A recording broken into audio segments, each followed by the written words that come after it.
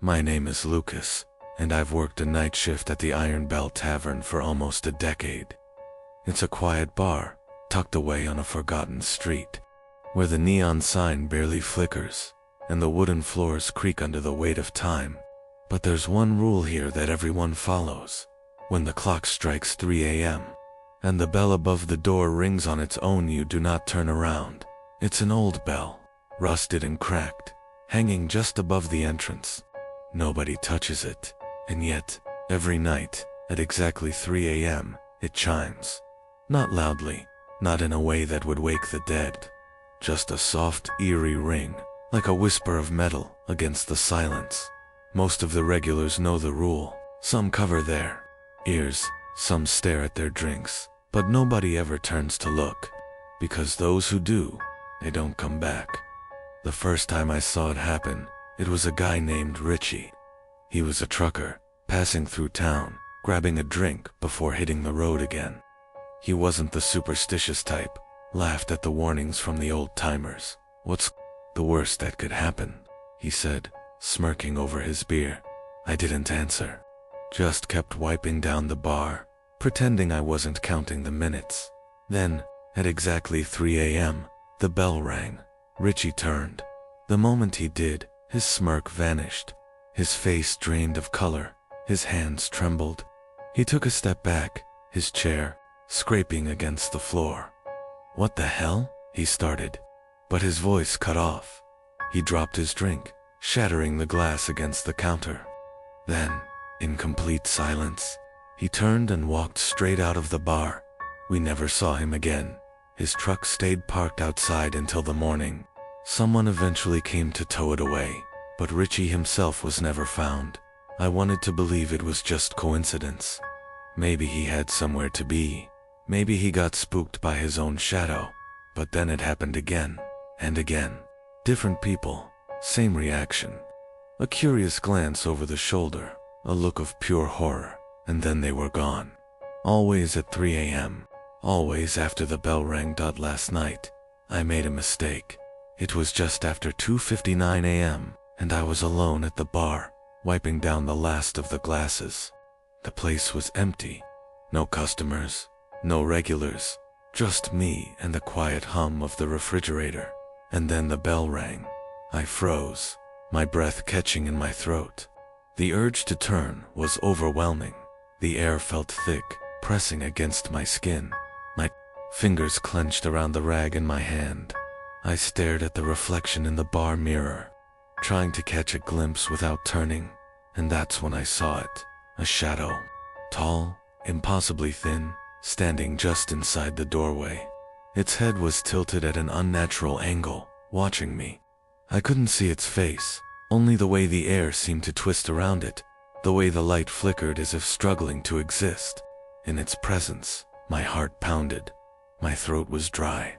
I kept my hands steady, kept my breathing slow, and whispered to myself, "Don't turn around, don't turn around." Then, the whisper came. Lucas. My name, spoken in a voice that wasn't mine. I clenched my jaw so hard it hurt. The shadow didn't move, didn't breathe. It just waited. The clock ticked. The neon sign outside buzzed. And then, just as suddenly as it came, the presence vanished. The air lightened. My body relaxed. The silence returned. I didn't turn until the sun rose. Now, I know one thing for sure. The bell doesn't just ring for anyone. It rings for those who are next.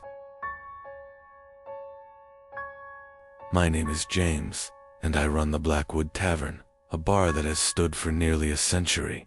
It has its fair share of ghost stories, but there's one that the regulars never joke about. The table in the far left corner, no one sits there. Not even on the busiest nights, when the bar is packed, when people are practically fighting for a stool. If someone new tries, they're quickly warned by the regulars. That table belongs to him, they say. I never questioned it much. Superstitions run deep in old places like this. But last week, something happened that changed everything. A traveler came in late one evening, a man in his 40s, dressed in a heavy coat. He looked exhausted, like someone who had been driving too long. He ordered a beer, then scanned the room for a seat. Every stool was taken, every table filled except one, the far left table. Before I could warn him, he walked over and sat down. The entire bar went silent. Regulars exchanged uneasy glances. I took a step forward, ready to tell him to move, but then I hesitated. Maybe it was time to put this nonsense to rest. It's just a damn table, right? The man didn't seem to notice the shift in the atmosphere. He sipped his beer, pulled out his phone, and started scrolling. The room gradually returned to life. Conversations resumed. The jukebox hummed an old tune, and I went back to pouring drinks.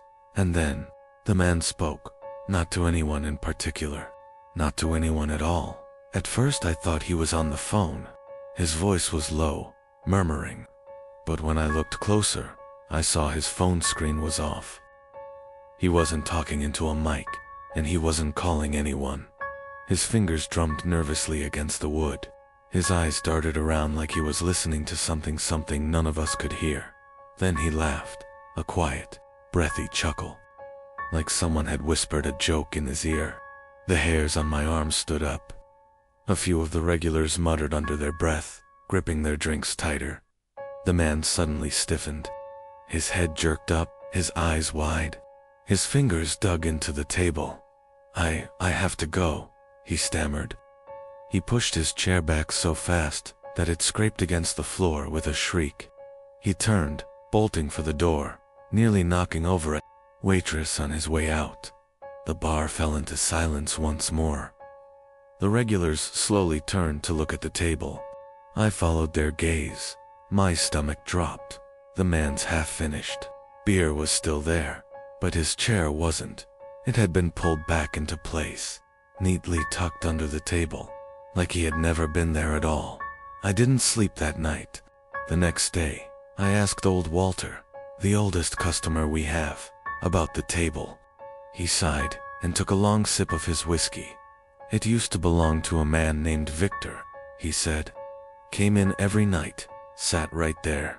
One night, he just dropped dead, heart attack. Ever since then, nobody sits there." I nodded, trying to ignore the unease creeping up my spine. "That doesn't explain what happened last night." Walter looked me dead in the eye. "Victor never liked sharing his seat.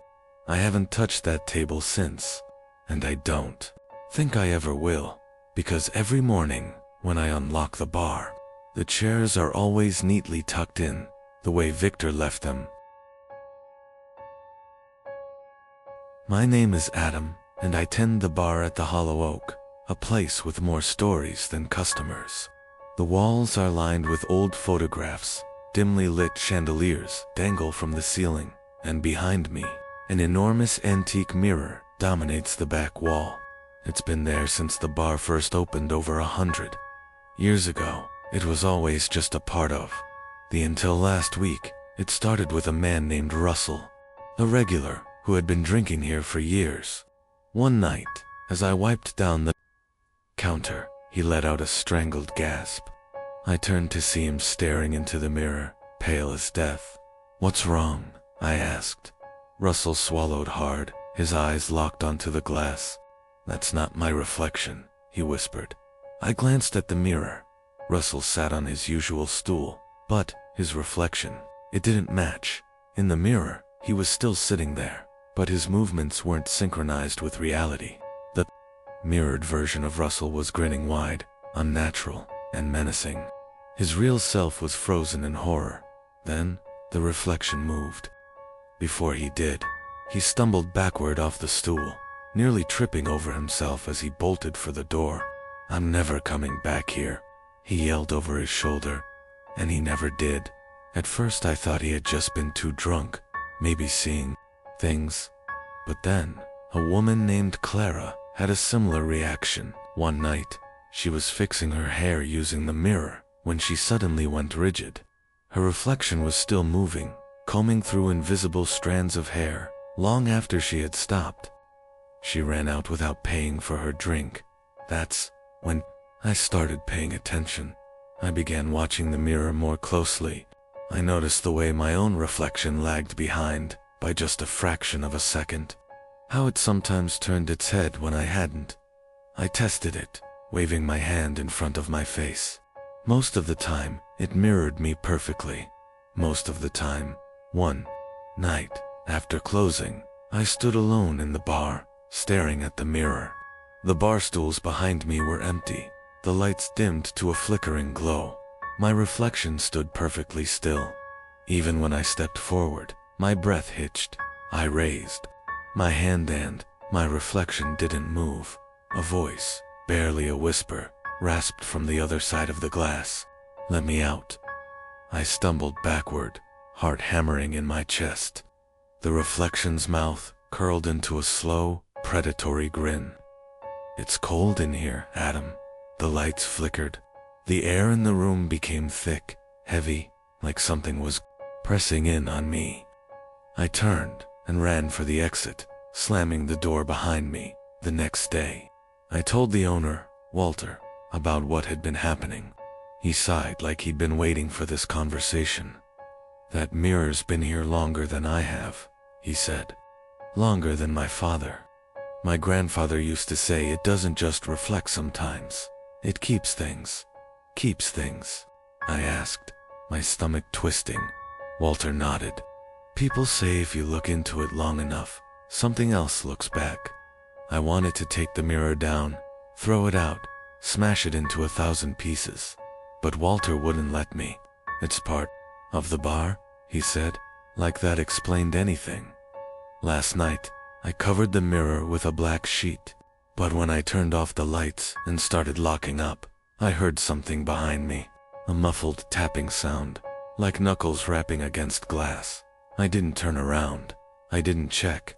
I locked the door and walked out without looking back. But I know it's still there, waiting. And I know that one day, someone will look too long, and the mirror will decide to keep them. My name is Ethan, and I have been bartending at O'Malley's for the past 6 years. It's a quiet little place on the edge of town, the kind of bar where people come to forget their worries. But lately, something deeply unsettling has been happening. Customers are disappearing. It started about 2 weeks ago.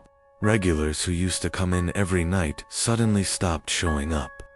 At first, I didn't think much of it. People move, get new jobs, find new places to drink. But then I noticed something strange. Their bar tabs were still open, glasses left half full, jackets hanging on coat hooks, even unfinished conversations mid-sentence. It was as if they had just stepped outside for a smoke and never came back. One night, I mentioned it to my boss, Charlie. He just shrugged and said, "People come and go, Ethan. That's the way of things." But I couldn't shake the feeling that something was terribly wrong. So, I decided to check the security footage. What I saw chilled me to the bone. In the grainy black and white footage, I watched as one of our regulars, a guy named Mike, sat at the bar chatting with me. But then, in the middle of our conversation, he simply vanished.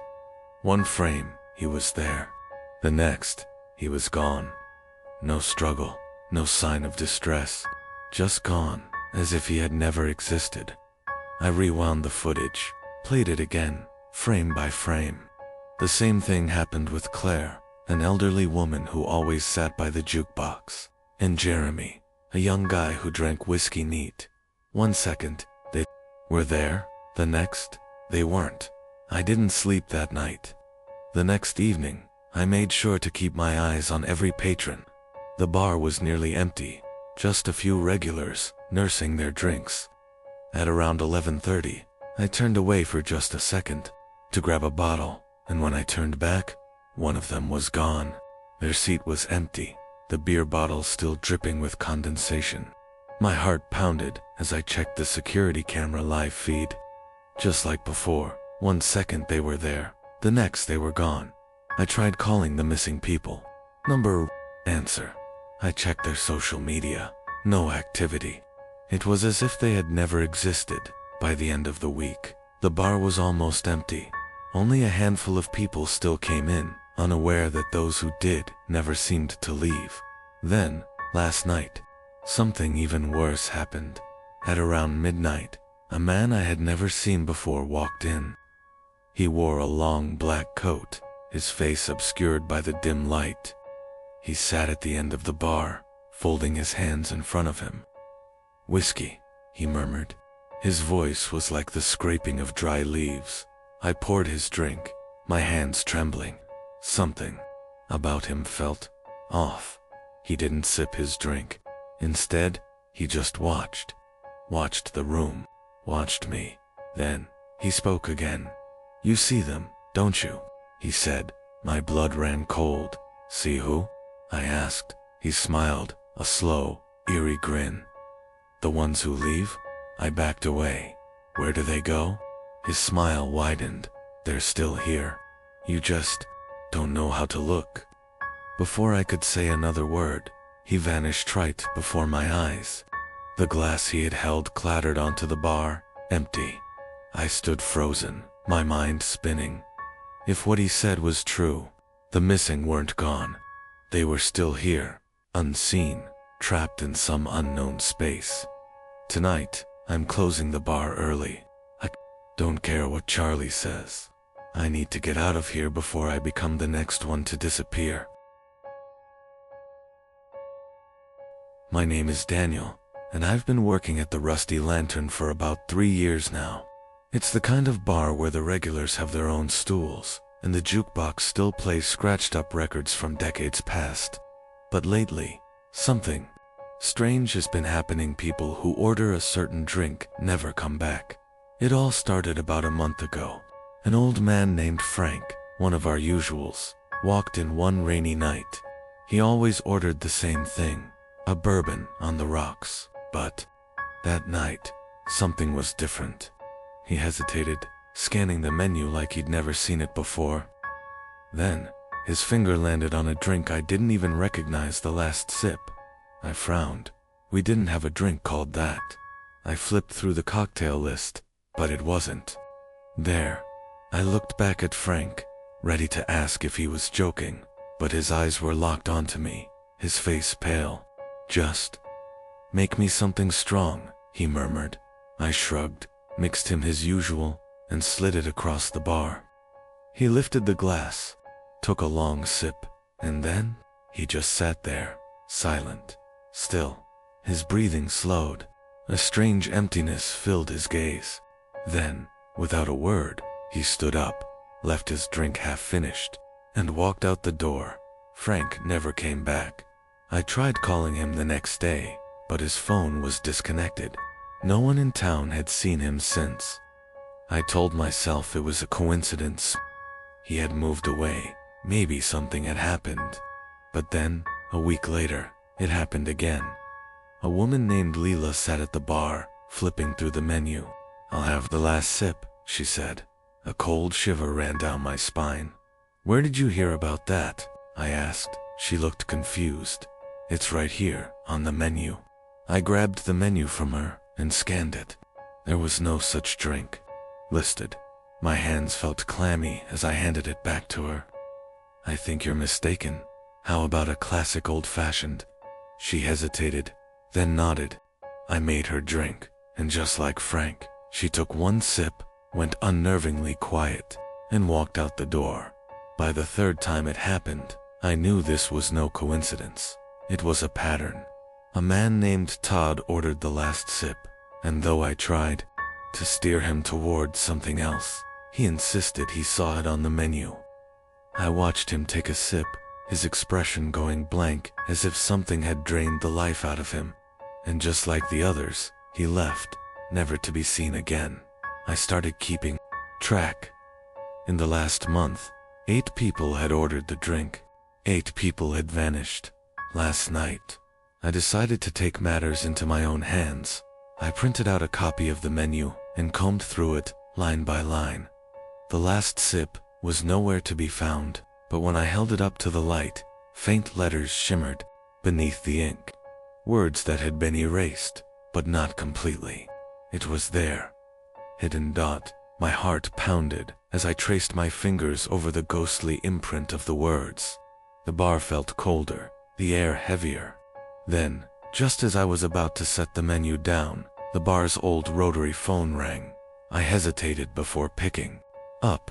"Rusty Lantern, this is Daniel." A dry, hollow voice whispered on the other end. "Have you taken your last sip?" A chill ran down my spine. I slammed the phone down, my pulse racing. I turned to the shelf behind me, scanning the bottles. The idea clawed at my brain. What if I made it? What if I poured myself the last sip? I reached for a glass. My hands shook as I grabbed the bourbon, the bitters, the sugar. I mixed the drink, the liquid swirling like ink in the dim bar light. I lifted the glass to my lips, and then I saw them. Reflected in the rows of bottles behind the bar, faces stared back at me. Hollow, distant, their eyes filled with something beyond fear. Frank, Lila, Todd, all of them. My grip on the glass tightened. Their mouths moved in silent screams, their hands reaching out from beyond the reflection. My throat closed up. My vision blurred. I dropped the glass, the drink spilling across the counter. The faces flickered, then vanished. I don't know what's happening in this bar. I don't know where they went, or why that drink keeps appearing. But I do know one thing. I will never take that last sip.